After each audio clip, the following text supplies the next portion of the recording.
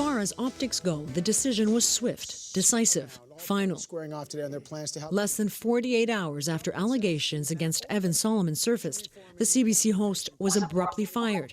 And today, tough talk followed. There's always been a zero tolerance. And zero tolerance, CBC President Hubert Lacroix says, to a breach of CBC journalistic policy. All the actions we took from there on is about protecting and supporting the integrity of the content and of the journalism that we make. The host of Power and Politics and the House was taken off the air Monday after CBC managers became aware of information in this Toronto Star report.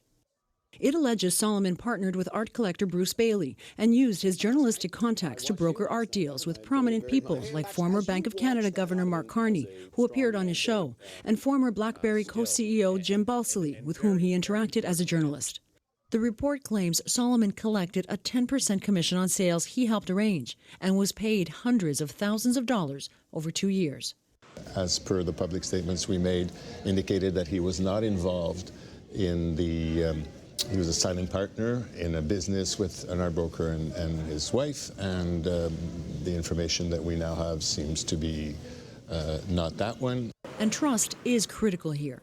The CBC is still reeling from a scathing report into how it managed the Jian Ghomeshi affair, as well as controversy involving other personalities who made paid speaking engagements approved by the CBC. Solomon's name and face disappeared from CBC property overnight, yet another move to protect the brand and the credibility it banks on. I think it's particularly important when you're covering politics and you're covering the people who ultimately make decisions about when the CBC gets money or doesn't get money, the members of Parliament, that you have to have a high ethical standard and you have to be above reproach. Tonight, the union raised concerns that management rushed to judgment, but the CBC says it stands by its decision and that its own review into the matter revealed more information that cemented the decision to let Solomon go. Joanna Rumiliotis, CBC News, Toronto.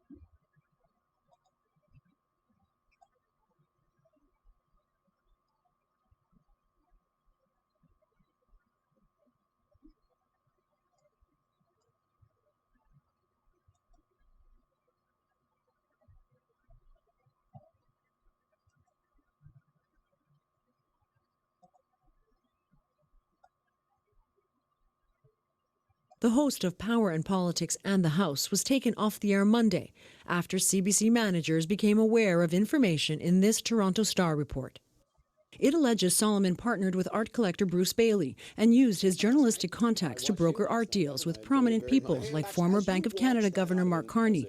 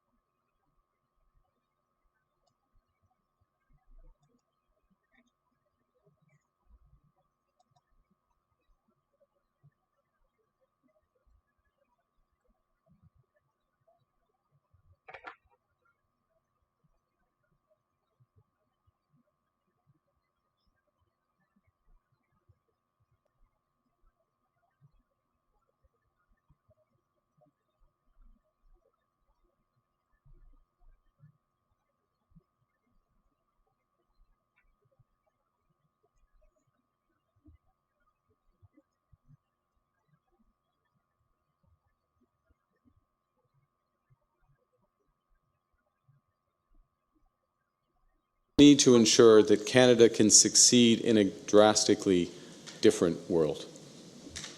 The old relationship we had with the United States, based on deepening integration of our economies and tight security and military cooperation, is over. We will need to ensure that Canada can succeed in a drastic. Today, President Trump and I spoke on the phone.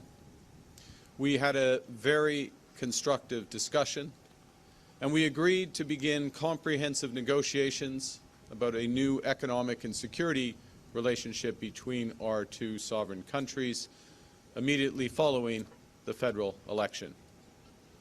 I made it clear that I will be working very hard with my colleagues behind me. I will be working very hard over the next month to earn the right to represent Canada in those discussions.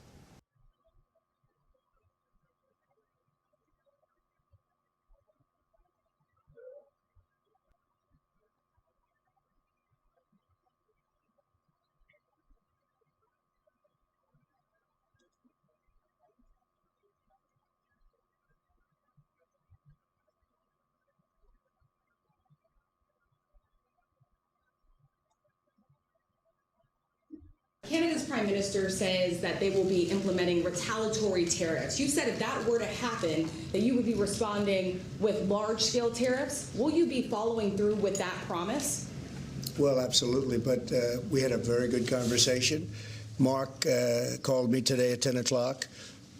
We put out a statement. We had a very, very good talk. He's going through an election now, and we'll see what happens, but we have Liberation Day, as you know, on April 2nd, because, and I'm not referring to Canada, but many countries have taken advantage of us, the likes of which nobody even thought was possible for many, many decades, for decades. And, you know, that has to stop.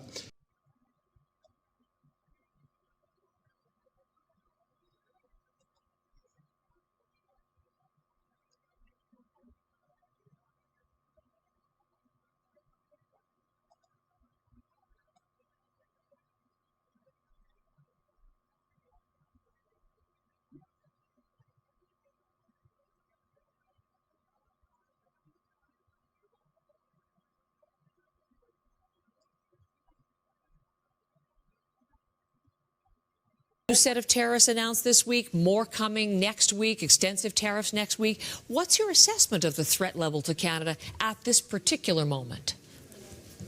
It's profound, and the word's been used a lot lately. I've used it for about 6 months or longer. It's an existential crisis. It is, Trump is the symptom of our problems. I know most Canadians, starting with our national leadership, say Trump is our problem. Trump has exposed fundamental problems in our economy of rapid declines in productivity. Professor Trevor Tome of the University of Calgary has documented beautifully using StatsCan data. The Bank of Canada has done excellent research. Speeches of Carolyn Rogers, Time to Break the Glass, Governor Macklem 2 weeks ago showing the unbelievably destructive impact of tariffs and counter-tariffs. And yet we're talking with these platitudes and cliches, and we're going to stand up. Presumably we were lying down before or something. And we're ducking, we're avoiding the really serious problems. What are we going to do with the relationship? Are we going to have a new CUSMA? Or can we really pivot $1 trillion two-way trade with Canada and the U.S. and walk away from the United States to go 10,000 kilometers across the ocean to the European Union, which his friend, Mark Carney's friend, Mario Draghi, says are experiencing similar collapses in productivity and competitiveness. So these issues are not being addressed in this campaign by any of the leaders. Well, I was going to say that or ask you about that in the course of the conversation. We are at the end of the first week of this campaign. You're clearly not hearing what you believe you need to hear, what Canadians need to hear from any of the party leaders as far as, but it's all, you're saying, you're, I think, laying out two things, but there has to be an immediate response, but as Mark Carney did say, a fundamental rethinking or a reimagining of the Canadian economy. So it's twofold.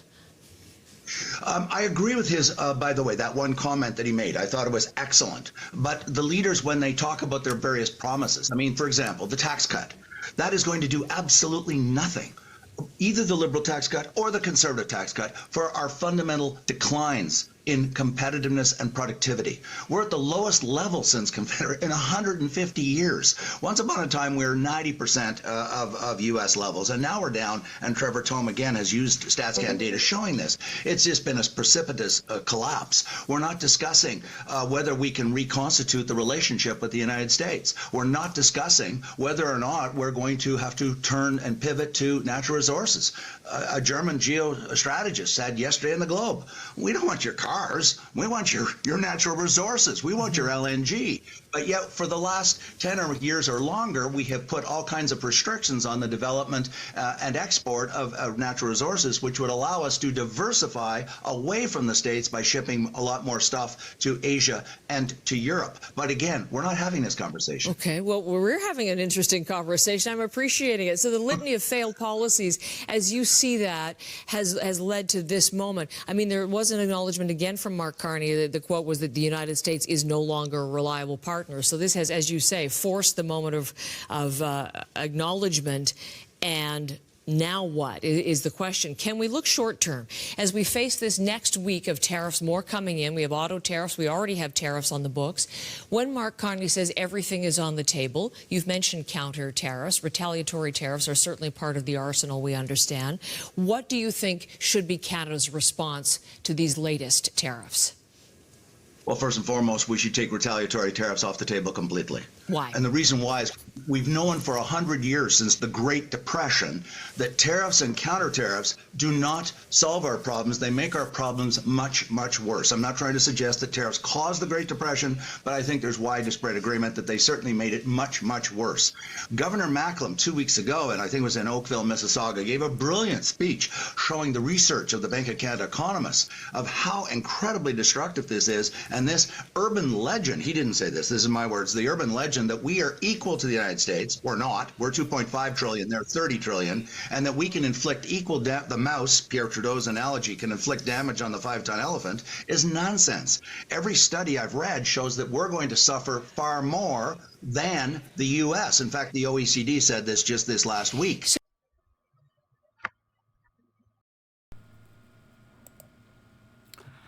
Hey, season of Mayor where it begins. This is Conversations with Lady O. I'm your host, Lady O. I started off with those clips because I really wanted Canadians and my new American viewers, friends, to see what's happening really here in Canada when we take the liberal optics off. We are in a mess because the Liberal Party has put us in a mess in the last 10 years. President Donald Trump is not our enemy. He is looking out for America because they are in a big mess. They were coming out of the mess when Trump was their first term, and then they sent COVID to us. And they got Donald Trump out. The 2020 reaction that Justin Trudeau and Biden did to North America is the problem that North America is in right now. The powers that be that wants to destroy the North American middle class knows it. They are fully behind it. Chrystia Freeland, who was our deputy prime minister, the one that was ultimately the straw that broke Justin's back, that made him resign, and now she's reelected and repositioned back in cabinet. She did a speech years ago about the hollowing out of the American middle class. And she was speaking about the North American middle class. That is Canada, because she is the deputy prime minister the time when I aired it. When she did the speech, she wasn't a deputy prime minister then, but Trudeau recruited her. She actually tells a story. Justin Trudeau is the one that recruited her to come into politics. They need the players at the table to push out their agenda. He recruited her into politics. She was a journalist. Like we just saw Evan Solomon, the corrupted journalist who's now running for politics with Mark Carney, and he was fired in 2015 because of his illegal dealings and his conflict of interest. The Liberal Party loves to recruit people that they know will bow to corruption, have already shown that they are susceptible to corruption, or they will turn a blind eye to corruption. Either one of those three is who they go out to recruit. The Liberal Party said they have a green light committee, this same green light committee that got rid of Ruby Dalla and also kicked out the Napier elected, three-time elected MP to put Carney into his position. And they're saying that they kicked both of them out because of the green light committee finding issues. So how they didn't find an issue with Evan Solomon?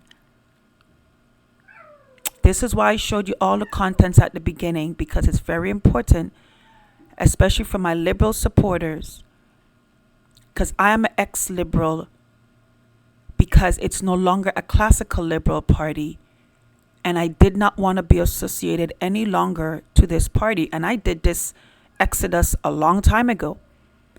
And many people thought that I was betraying, and I got all manner of names called at me. Even prior to leaving, I was having all manner of names called against me, because I've always been very objective. So this video is for the loyal liberals who's staying and propping up this party.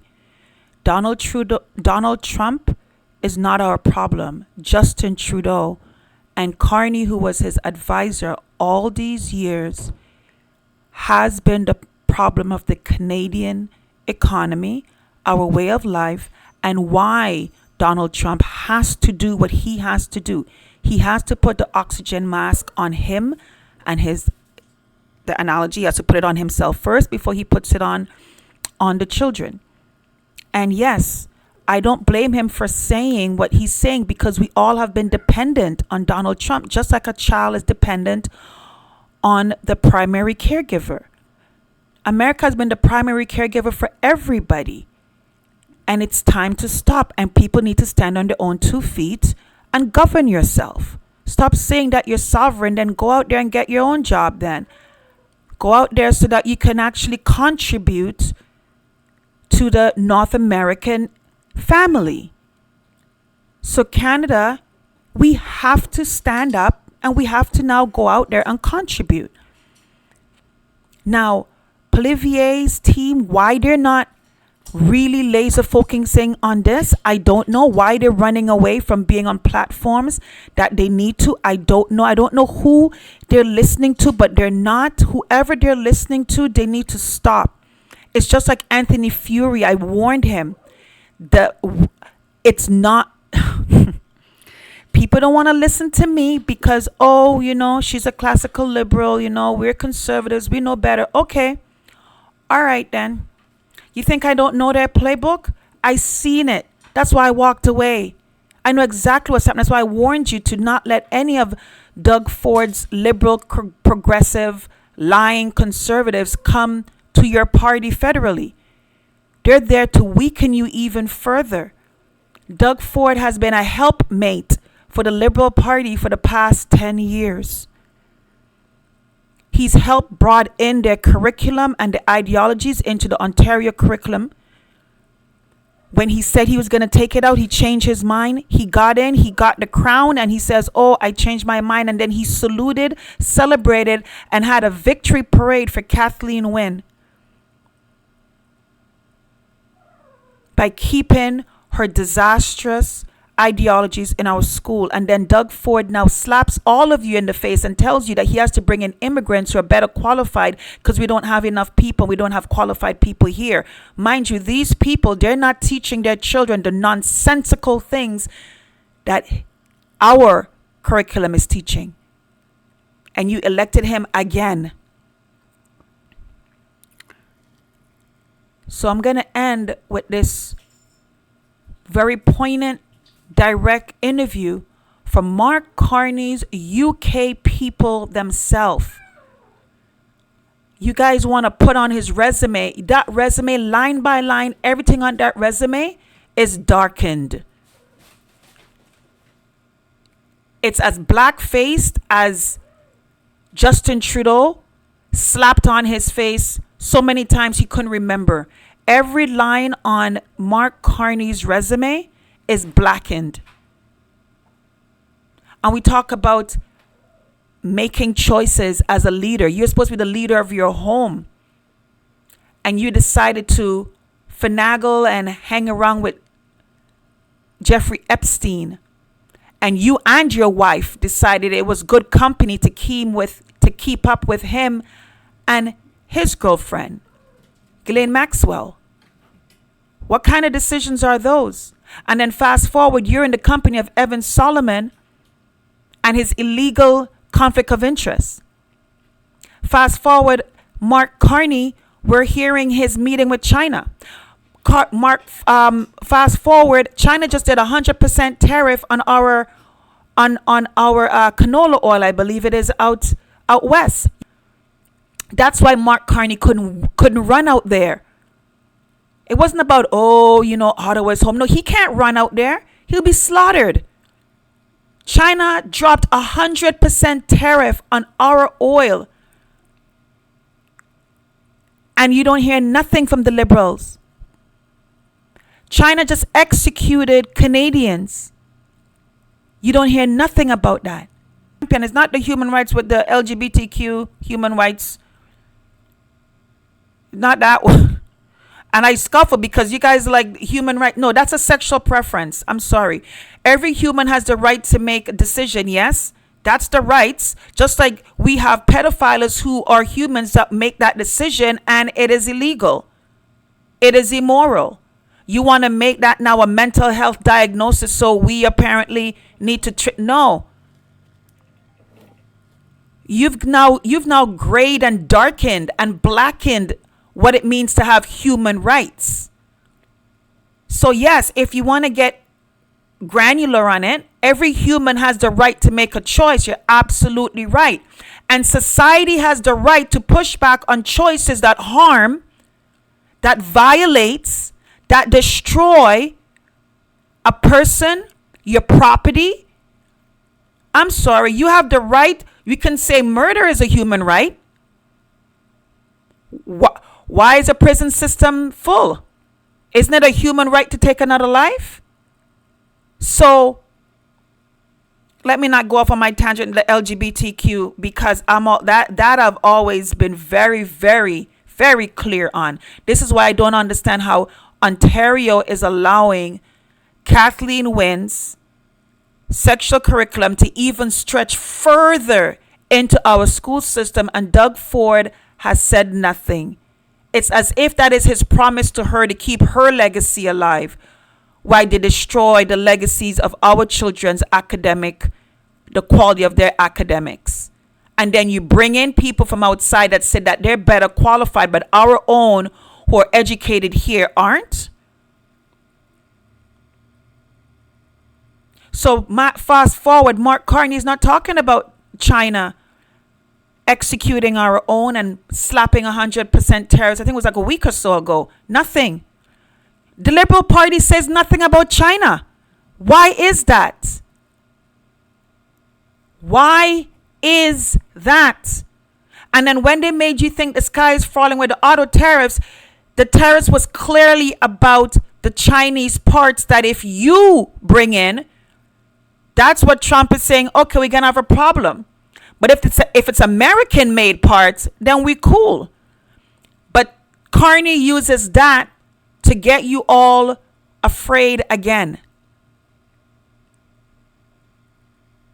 I did a live. I have to edit that live, so please forgive me. It's over an hour and something because I just went organic. I do have to edit it down because I'm being told that the attention span is more than 45 minutes and I've lost you, which is why the enemy has been so successful in coming in, because to sit and listen and watch and just allow the content to be and then you go do your homework is like we need it very bite-sized. And it's like, no, this thing is so complex. It's simple and it's complex. Because there's many complexities to the simplicity, meaning there's many simple things that we have to talk out and flush out. But really, they're very simple. Canada is where it's at because of the 10 years of the Justin Trudeau, Chrystia Freeland, and Mark Carney as a financial advisor mess. Mark Carney has now been coronated. He was chosen. He was selected from the beginning. We told you it was all a setup, but they couldn't do what Biden and Kamala did. They had to put on to show that there was actually a race. It would have been a win-win, Chrystia or Mark. They stacked it up, so either way, it would have been a win-win. When you talk about foreign interference, we've had foreign interference with the American ideologies of those who are there to destroy America. They have come across the border and they've already been at work in Canada to destroy Canada as well. So they've lost the South, so they're hoping to conquer the North. We need to kick them out and send them back over to the pond, back over to the Europe, back over there, and then have their citizens deal with them. But we need to evict them from our house. It's imperative and important that we elect a conservative Pierre majority, and he needs Ontario. And we know that just by strategy. We know the conservative has the West because the West has been very aware of the setup, what's been happening. And they created a new boogeyman called Donald Trump. And I'm asking Donald Trump, I know he has so many promises he has to make, and I get that. He has a strong mandate, and we Canadians who understand exactly what he's doing, we don't hate him, we don't hate Americans. We have been rooting for you, and we root for you still now. Tariffs or no tariff, you need to drain that swamp. The deep state needs to go. You do have an enemy within, and so do we. The agenda is to conquer the entire North. And I understand on a deeper level why Trump says just join us. I get that. However, Trump, with all due respect, if the American people fall asleep again, then we would be screwed if we unite. Until we see that all Americans are fully aware of what is happening and they remain loyal and objective to the truth and not to parties, then we'll be in a good position, and we don't need to be thinking about the 51st state, although we are already together. We know that. I believe it's Article 11. And at the end of the day, it was a fight then. It was said to be illegal what they did with your constitution, because there is no legal text in the U.S. Constitution that voids Article 11 directly. There is no clause in Article 11 that allows it to be nullified. However, the entire Articles of Confederation, they say, were made null when the Constitution was adopted and ratified by all 13 states in 1790. This is not a lawful repeal, but rather a political supersession, which is a new regime replacing an old one. Again, the wording is very important. It's a new regime that wanted to replace the old one.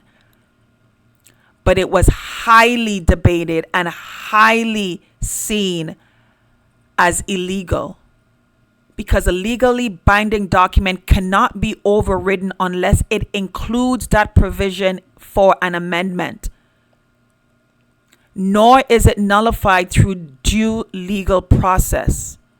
It does get tricky, but really and truly,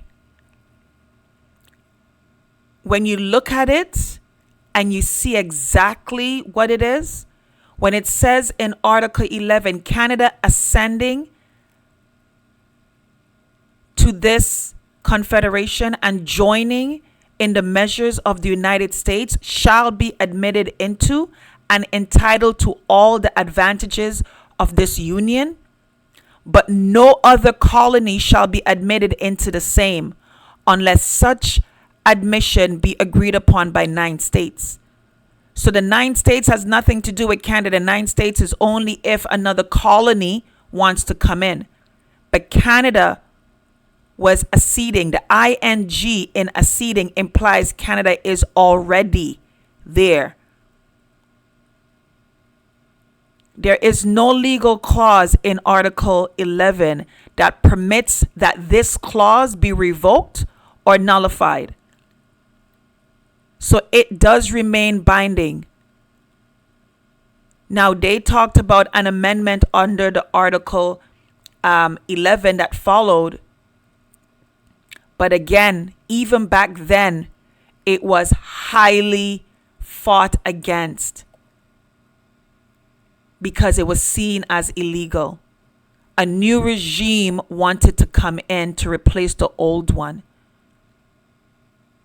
So when Trump talks about this is not something that's old. It's something that on the books we technically are still. Because most constitutional historians, I'm sure, will agree that the Constitutional Convention of 1787 was technically illegal under the Articles. It was illegal. I'm sure they would agree.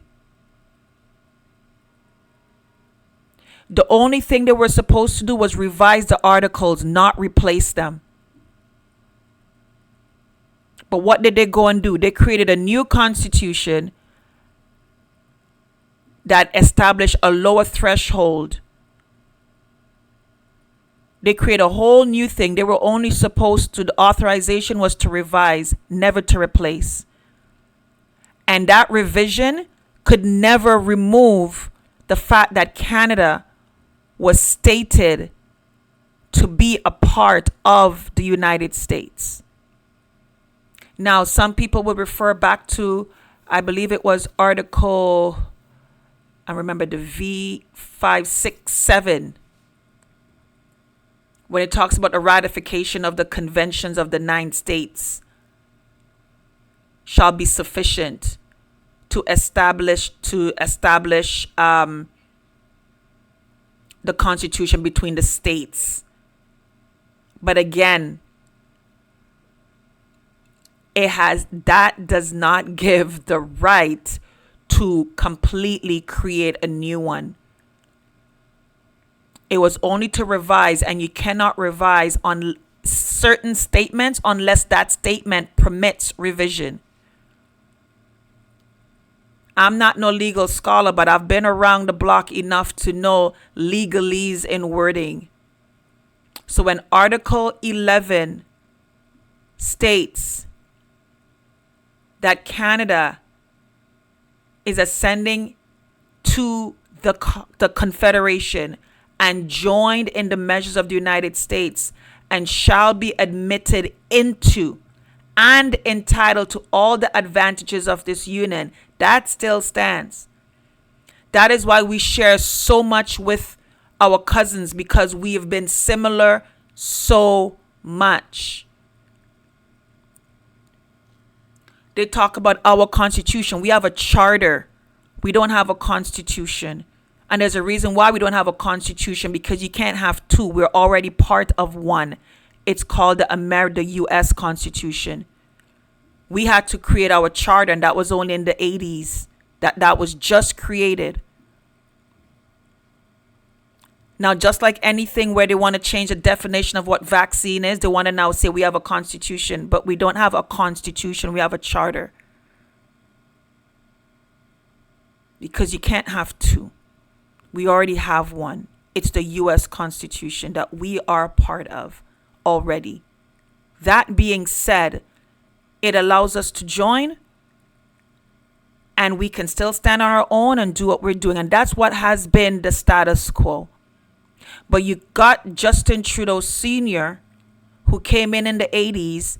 And again, they've already laid out this plan. You think that they plan 5 years ahead? They plan 20, 30, 50 years ahead, and they start the groundwork. So when you guys are reactionary, They've already made contingencies for all your reactions, and it's already been in play. This is why the World Economic Forum could brag and boast that more than half of the liberal cabinets are part of their young leaders of tomorrow, that they've infiltrated. That's the word he used, and he said that publicly. This is why Danielle Smith of Alberta is so targeted and hated. And that is why they're trying to find ways to bring her down. Counterpart, that tells you exactly what Mark Carney did to them. You're allowing the liberal government to do foreign interference on your watch, where they are using our money, the little that we have, to buy signs and put it near Atlanta. And I believe there are some in the United States paid for by the government of Canada talking about tariffs. Not escape the Canadians who are fully clear-eyed and see what you're doing. This is foreign interference. If Donald Trump runs ads here and reminds you that Canada is in trouble because of the 10 years of the Liberal Party, they would call it foreign interference. If Donald Trump fires back and start to do ads and say, you know what, let me help the Canadian economy out and let me buy some ads and put them in Canada to remind the Canadians, I'm not after you. I am taking care of my own because of the corrupted deals that Biden and Justin did. And when I had to make a deal when Chrystia Freeland was there, remember, it was a liberal government that was also in power.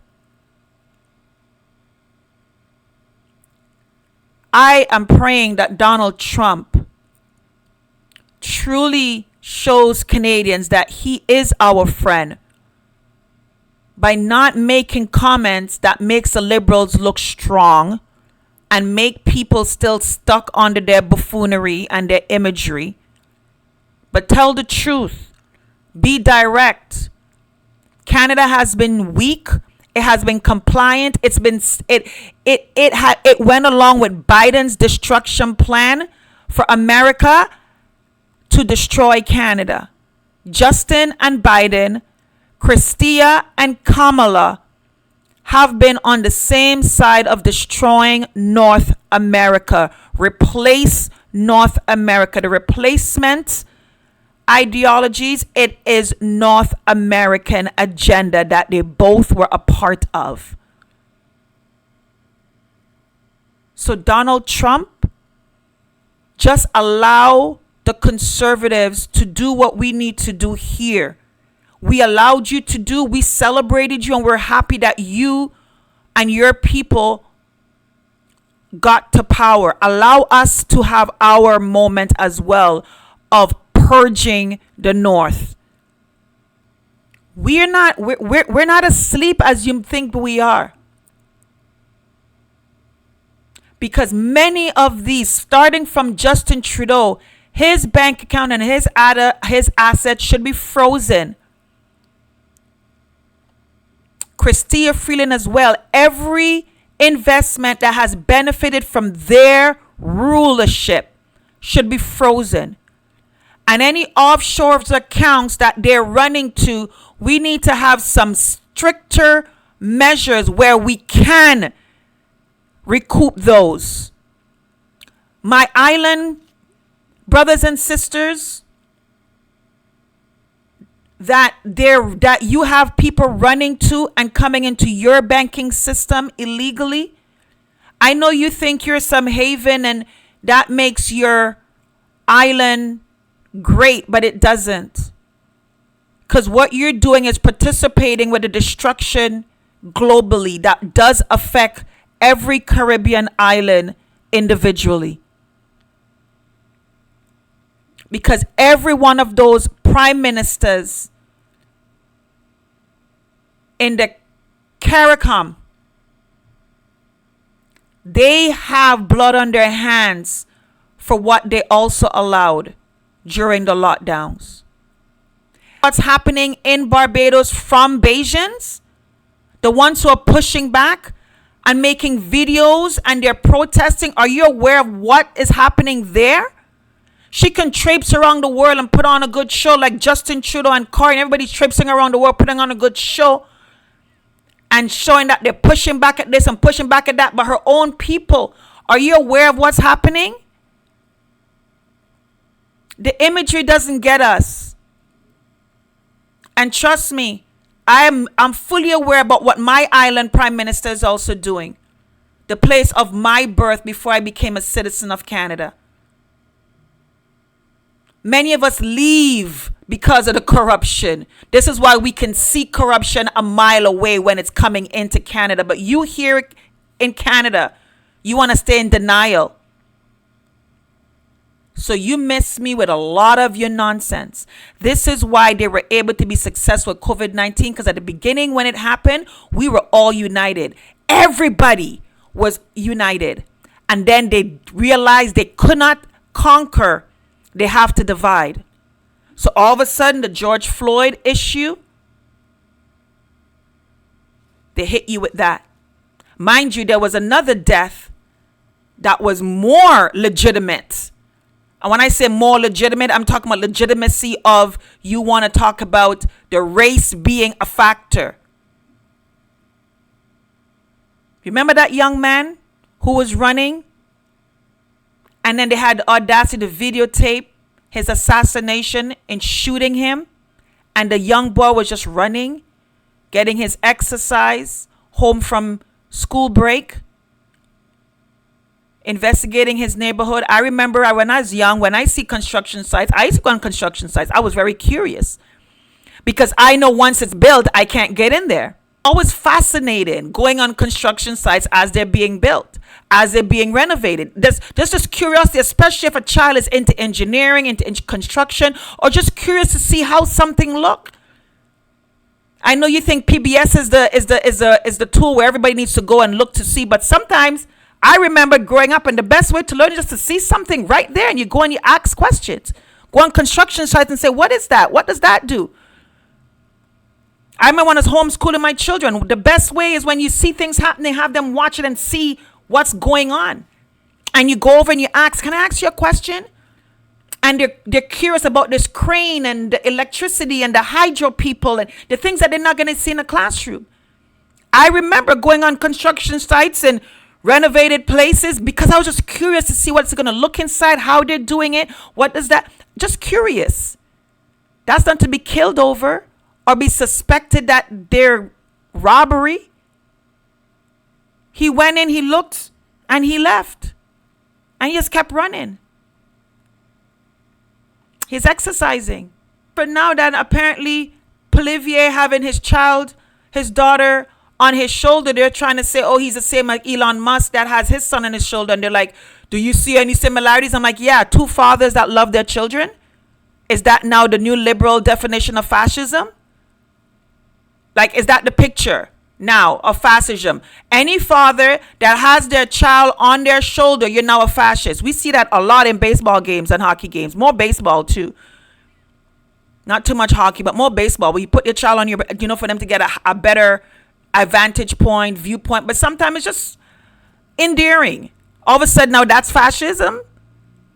A father putting their child on their back is fascism now. That's the new liberal definition of what fascists look like. Let me tell you, you guys are crazy. You guys are absolutely crazy. This is why classical liberals, we are not riding with you. We're not on your train. We came off of your crazy bus a long time ago. So for my liberals who are still on the crazy bus of the Liberal Party, I am imploring and asking you to please ring the bell, get off the next stop, and let the bus go. This Liberal Party, the agenda has always been to destroy Canada. Mark Carney being the face of bringing it to be a centrist liberal. No, I'm sorry. Not even close, dude. Not even close. You have a whole book that you've been championing for decades, and all of a sudden now you don't believe the content of your own book conveniently all of a sudden? No, the devil is a liar.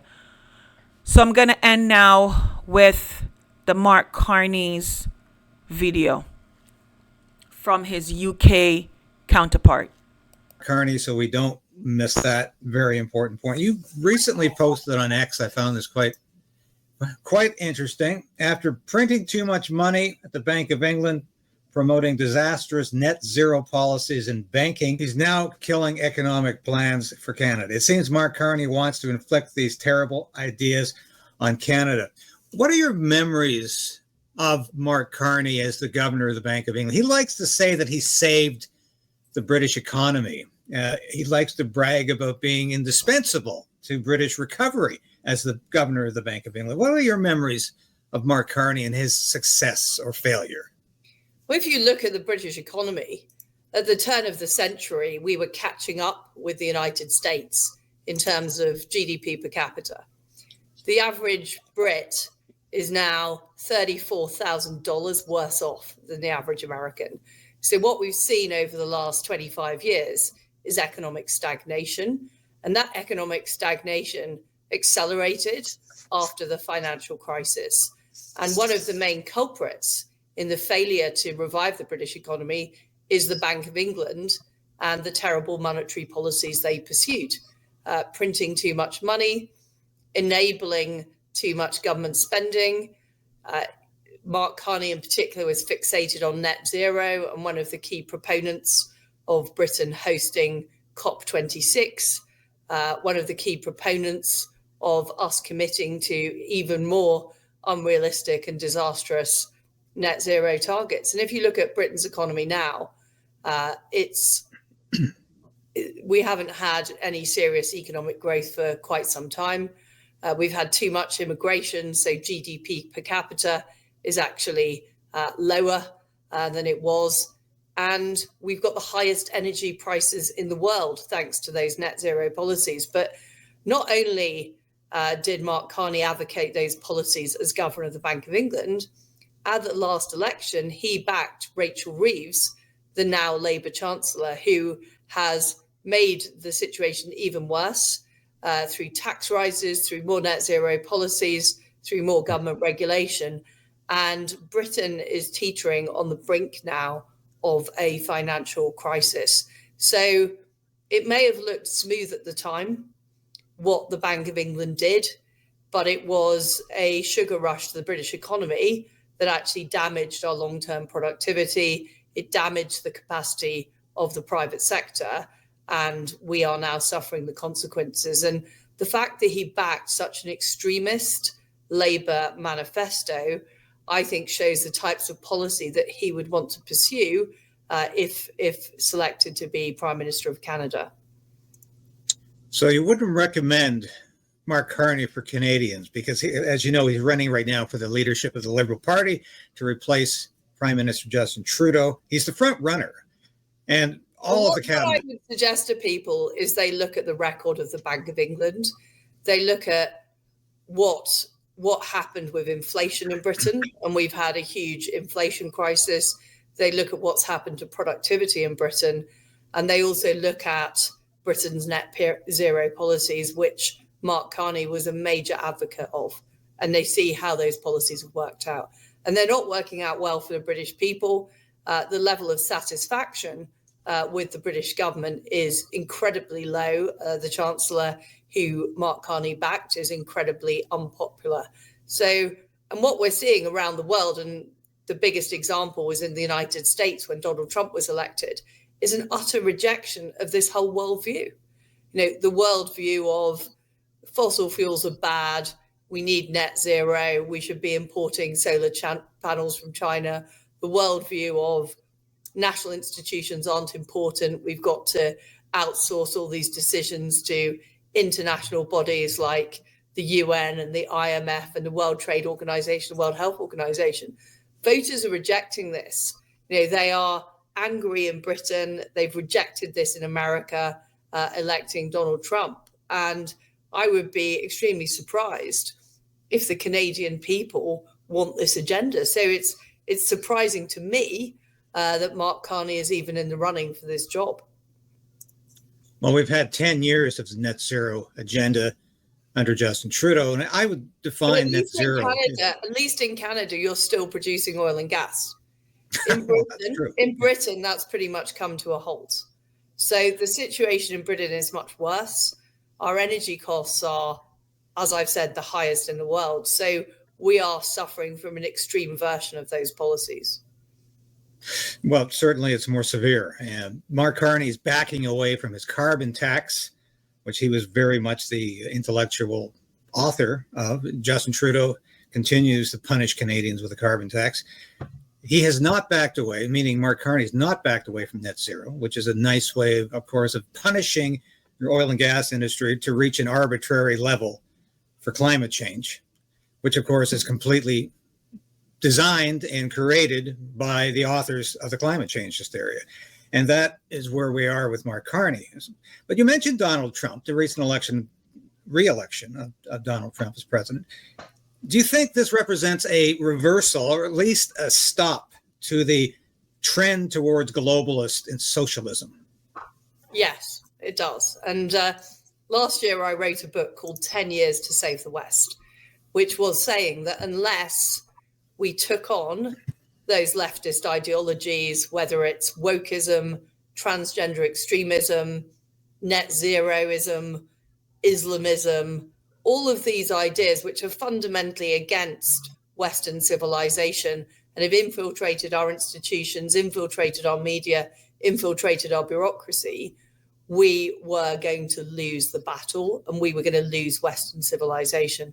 And Donald Trump's election is the first sign that the people are rebelling. The people of our nations are rebelling against this agenda, which has done huge harm to people. I've seen in Britain, our towns and cities struggling, our manufacturing industry closing down.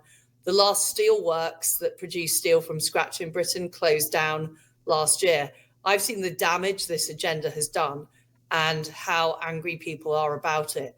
And that is what we saw from the American people, that despite all the nonsense that was promulgated in the mainstream media, they voted for Trump because they knew that things had to change. Don't drink the Kool-Aid, folks. Don't listen to Justin Trudeau. We need this kind of attitude in Canada right now, because let me tell you, Justin Trudeau will fight tooth and nail to stay as leader of the Liberal Party and as Prime Minister of Canada, and he will use every trick in the Liberal handbook to do that. So we have to be vigilant, and we have to have perseverance to fight this battle to the end. As I've been saying since this station went on the air, we need to resolve to resist. And we need to fight for our free speech and our democratic rights to say what we believe, to speak, as John Diefenbaker said.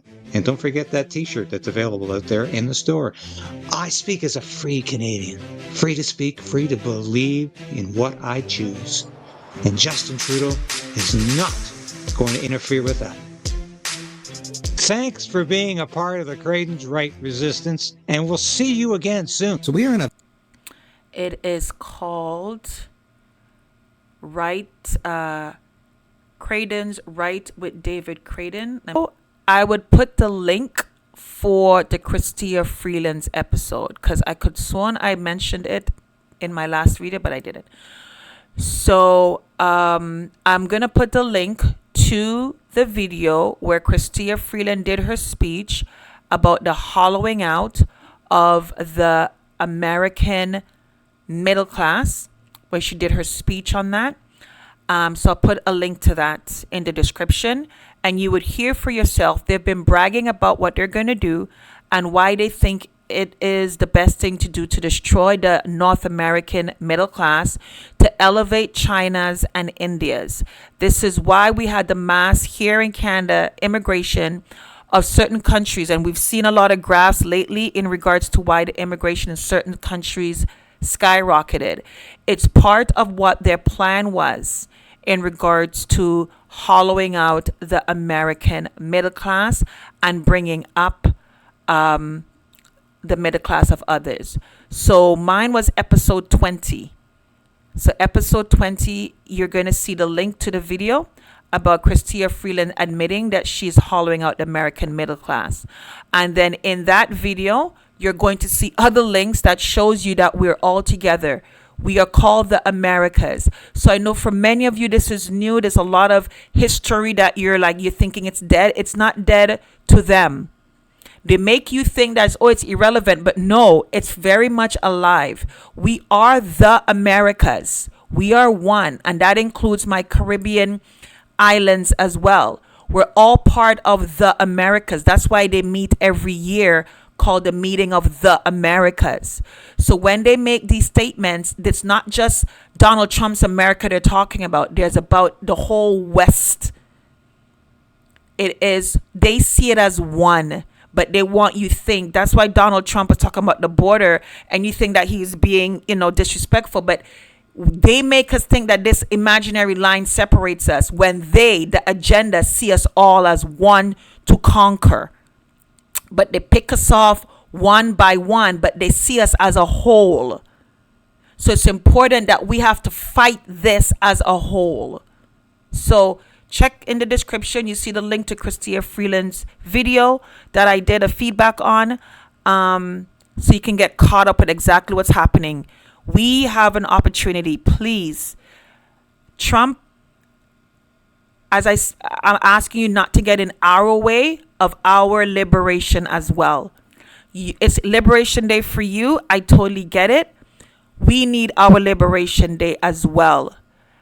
And yes, we're being liberated from you, as any child should be liberated from their mother's bosom and start to chew their food themselves. It's time for Canada to start chewing our food ourselves, so we could be a united family and not just one person carrying the entire load. A family unit is meant for things to be shared, and then you come together, you bring all your resources, and that's how you create a family legacy where it's strong. But if you're relying on one person to carry the entire family, and then when you break away with attitude, and you break away, I'm doing by myself, you're actually making the whole family, the unit, weaker. And the enemy loves a weak family. That is why there has been an attack on the family in all different examples of a family unit. The nuclear family, yes, but even us as a united North America, we've been family. And there's been an attack on us. Don't be upset that the parent now got to put their foot down. Donald Trump is being the parent that he has to be. He's being the adult in the room that he has to be. And we now can't attack because now an adult is putting down some concrete rules. So you want to attack? No. It's like, you know what? It's time that this adult put their foot down and require the dependents to now stand to be independent. And don't be independent with an attitude. Don't be independent being ungrateful and saying all manner of negativity and lies about the person that has been supporting and covering you all this time. Don't break away with an attitude. And I say that again in all different spheres in the real family unit. When you have adult children want to break away and they're having attitudes. And then they attack the very person that's actually laid the foundation and give them all of what they are using now in their adult world. You got that. From 0 to 15. That adult that stayed present and laid the groundwork to train you up in the way that you should go. So when you come of age, you don't depart. That adult did their job. The world told you to hate that adult because they have high standards and principles. And then you turn around and lie and make up stories so that you look a certain way in breaking away. Because you know the truth will make you look ungrateful. This is why J.D. Vance and Donald Trump had to give a lashing to Zelensky. Ungrateful. Come on, folks. It's playing out on so many levels. on so many levels. It's the same thing playing out on many levels, from our family unit as we see it and as our family unit as nations. There is an energy that has attacked the family unit to divide and conquer and knock us off one by one and make good bad, bad good, make evil something to champion, and make morals something to frown upon and fight against. This is Lady O. Stay in action with faith and possibility. Walk in and protect your light. Your purpose will find you. Say what you mean and live like you mean what you say.